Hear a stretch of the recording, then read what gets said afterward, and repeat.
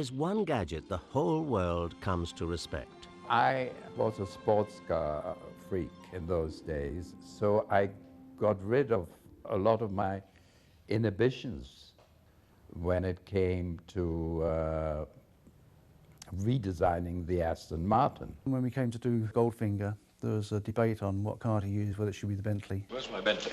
Oh, it's had its day, I'm afraid. But it's never let me down. M's orders, 007. You'll be using this Aston Martin DB5 with modifications. I thought it was an elegant-looking car, and I remember in Switzerland driving it up and down there, impressed a lot of people. And but I think that its setting in the story and in the film gave it a more unique quality than the car actually possessed. The management of Aston Martins were very, very sceptical about us. They said, well, what do you want to do with the car? I told them briefly, and they said, well, you won't do it. You won't get any more equipment in this car. It's absolutely loaded as it is. So I said, just give me a break. Let me do it. I can prove you I can do it. Aston Martin executives loaned the Goldfinger team the development prototype, DP216-1, destined to become a legend. The first thing we're going to do, we're going to make a hole in the roof for the ejector seat. And I said, I will make the first hole, and I can remember it now, putting a hole through this lovely Aston Martin, my pride and joy. Back in those days, we didn't have the electronic devices that we have nowadays, where we could have done things, made things work electronically now. In the old days, we had to do it by pneumatics, didn't we? Obviously, couldn't go around with the real machine guns in the car, but for distant shots, we had the gas guns operating. The rear lights that dropped down and the oil slick that came out of it was done for real, funnily enough, with a big container in the back of the car. To get the tank in there, the bulletproof shield had to be taken out and then, of course, put back after that shot for the bullet effects. So there was never sort of a dull moment. I was having a lot of trouble with parking tickets in London around that time, so my ambition was to have a revolving number plate, you know. So that was my contribution to the supercar. The actual tyre slashing apparatus we didn't do on the car as such. All that touching was done actually in the studios. I built a rig on rails, built the sides of the car in fiberglass, both the Aston Martin and the Mustang. Double blowout. I've never seen one of these before. And what about the DB5's pièce de résistance?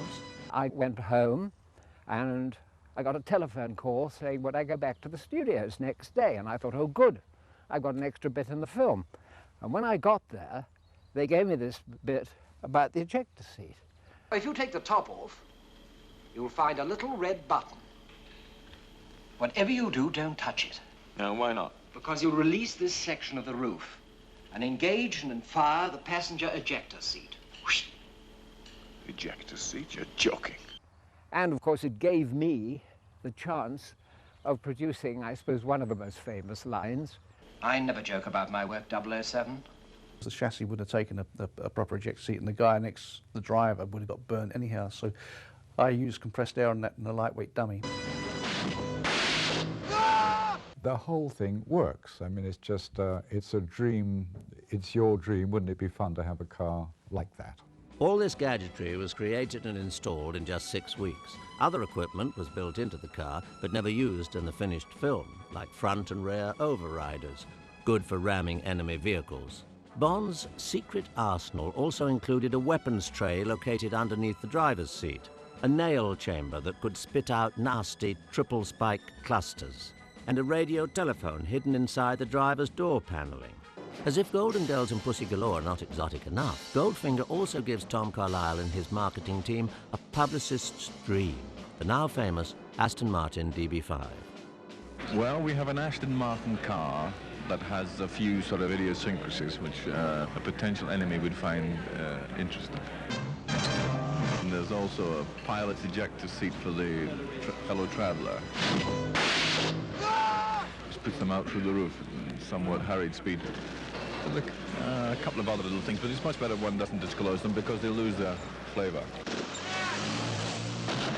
Although the success of Goldfinger makes Sean Connery a household name, the Aston Martin DB5 quickly speeds past him into the record books.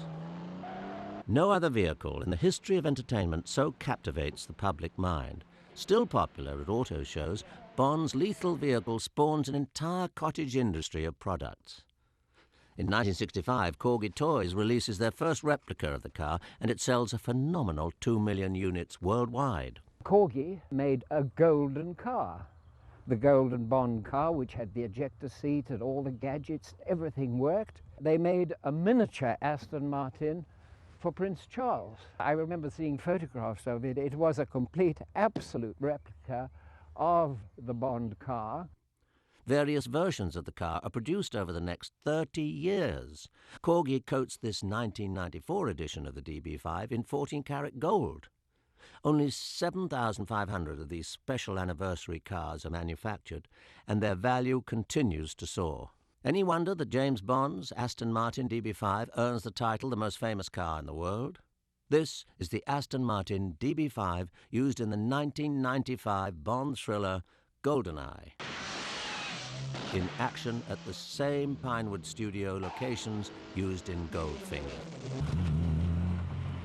Of the 1,023 DB5s built, 2 are used during production of Goldfinger.